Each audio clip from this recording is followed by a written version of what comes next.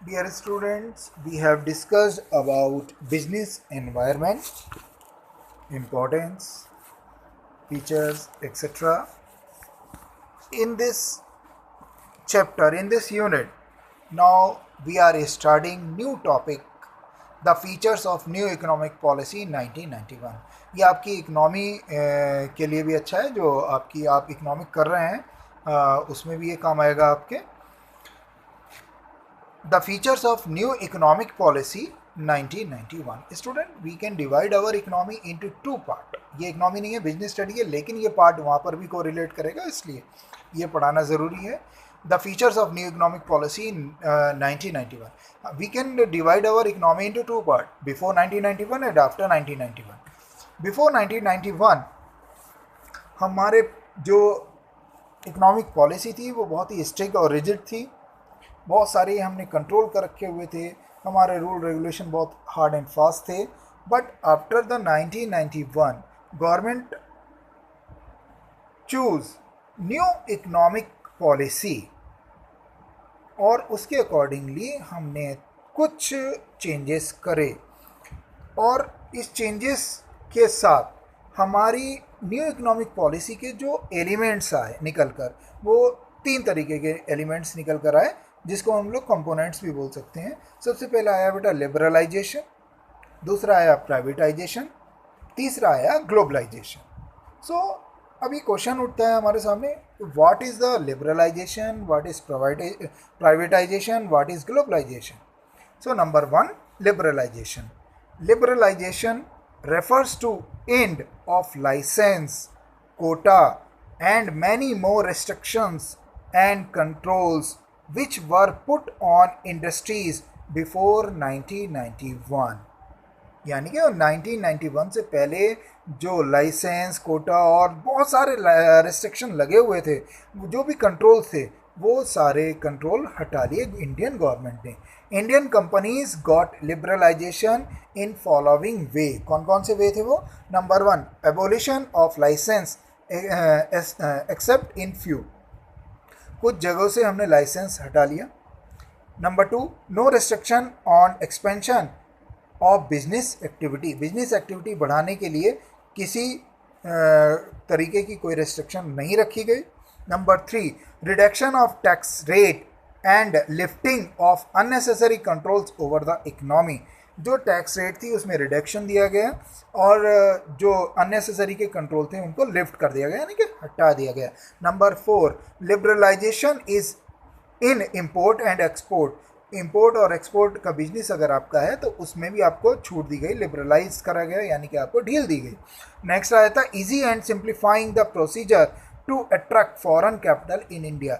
For FDI, आप लोग जानते होंगे, फॉरेन डायरेक्ट इन्वेस्टमेंट, एफडीआई, उसको अट्रैक्ट करने के लिए जो प्रोसीजर बनाया गया वो बहुत ही सिंपल और इजी बनाया गया, कि जिससे जो विदेशी कंपनियां हैं, फॉरेन कंपनियां हैं, वो हमारे यहाँ आकर इन्वेस्ट कर दें.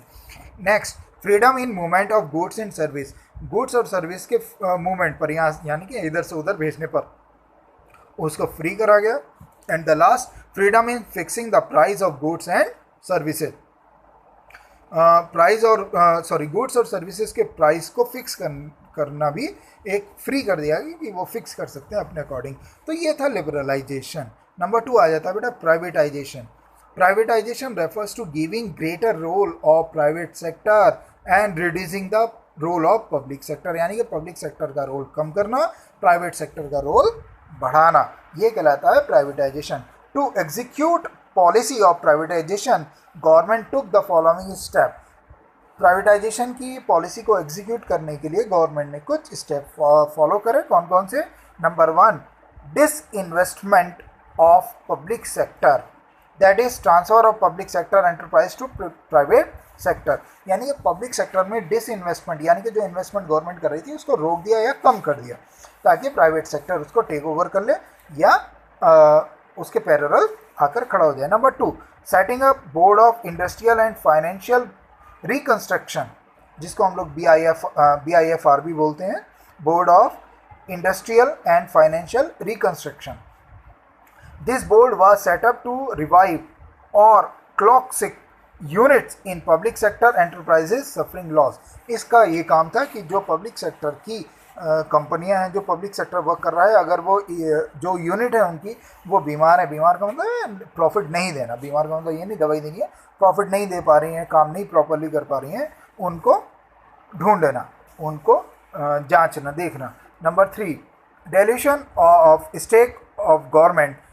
If in the process of disinvestment private sector acquires more than 51 share, then it result in transfer the ownership and management to private sector. अगर किसी पब्लिक सेक्टर में प्राइवेट सेक्टर का जो होल्डिंग है वो 51% या उससे ज़्यादा हो जाता है तो ऑटोमेटिकली वो पब्लिक सेक्टर प्राइवेट सेक्टर के हैंड में ट्रांसफ़र हो जाएगा। And the last one is globalization. The third element of new economic policy 1991 is globalization. What is the globalization? It refers to integration of various economic of world. Till 1991, India government was following strict policy in regard to import and foreign investment in regard to license of import, tariff, restrictions, etc.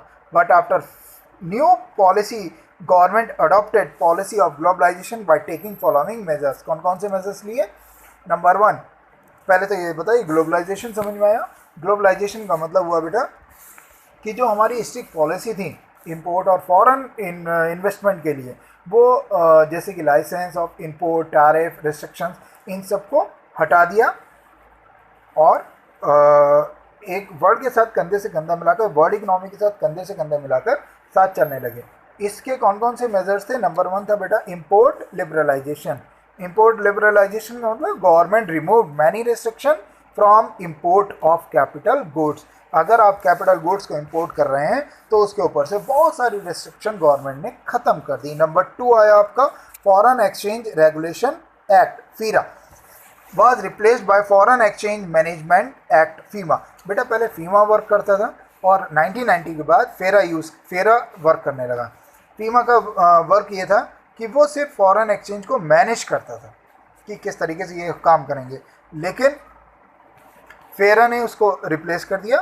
फेरा का मतलब हुआ foreign exchange regulation act, कि वो किस तरीके से काम करेंगे, क्या काम करेंगे, ये फीमा देखता था, और किस तरीके से कैसे काम करेंगे ये फेरा देखता है, तो फीमा को फेरा में कन्वर्ट कर दिया गया। नेक्स्ट आया आपका एबोलिशन ऑफ एक्सपोर्ट ड्यूटी। जो एक्सपोर्ट ड्यूटी पे करते थे जो भी एक्सपोर्टर थे वो ड्यूटी हटा दी गई। Reduction of import duty, import duty भी रिडक्ट कर दी गई, यानी कि कम कर दी गई, तभी हमें विदेशों का माल जो आता है वो अब सस्ते रेट पर मिलने लग गया इंडिया के अंदर। As a result of globalisation physical boundaries and political boundaries remained no barriers for business enterprises. Globalisation के कारण ही जो फिजिकल बाउंड्रीज थी, भाई ये इंडिया की बाउंड्री है, पाकिस्तान ये चाइना की बाउंड्री है, और पॉलिटिकल बाउंड्रीज जो थी वो सब जो थी वो वहाँ पर कोई बैरियर नहीं रह गया। Whole world become a global village, पूरा जो वर्ल्ड है वो एक ग्लोबल विलेज में कन्वर्ट हो गया। Globalisation involve greater interaction and interdependence among the various nation of global economy. और जो ग्लोबलाइजेशन के अंदर इन्वॉल्व हो रहा है वो ग्रेटर इंटरेक्शन हो रहा है,